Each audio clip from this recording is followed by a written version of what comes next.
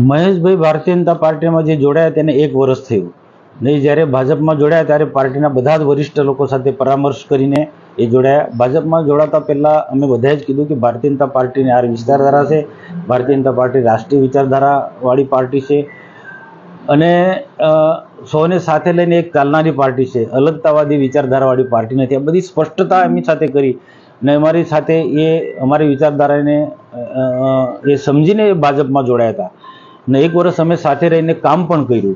બધા જ મિત્રોએ સાથે રહીને આદિવાસીઓના જે પ્રશ્નો હોય એ પ્રશ્નો સરકારમાં કે જ્યાં પણ રજૂઆત કરવાના હોય ત્યાં સમય પર અમારા સાથે મળીને કામ કરતા હતા.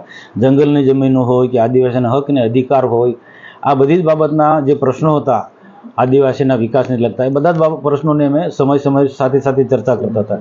પાર્ટીના સંગઠનની મિટિંગમાં પણ તેમને બોલાતા હતા. કેટલીક મિટિંગમાં તે આવતા હતા, કેટલીક મિટિંગમાં નહોતા આવતા. પરંતુ અચાનક આ પાર્ટી એને છોડી દીધી 1 જ વર્ષની અંદર. એ એમનું થોડું ઉતાવળું પગલું છે. મેં સોશિયલ મીડિયામાં જે પોસ્ટ મૂકી છે એમાં એમ લખ્યું છે કે હવે હું ભાજપને અને RSSને ખતમ કરી નાખીશ. આ મહેશભાઈને સમજણ નથી. ભાજપને ખતમ કરવું હોય, RSSને ખતમ કરવું હોય તો બીજા એને 7 જન્મ લેવા પડે તો ભાજપને ખતમ કરી તો પણ ખરી ના શકે, તો ભાજપને સમજી શકે. ખતમ કરવાની તો વાત બાજુ પર રહી. ભાજપને ખતમ કરનારા લોકો જાતે જ ખતમ થઈ ગયા છે, પોતે ખતમ થઈ ગયા છે, એમનું આજે અસ્તિત્વ નથી.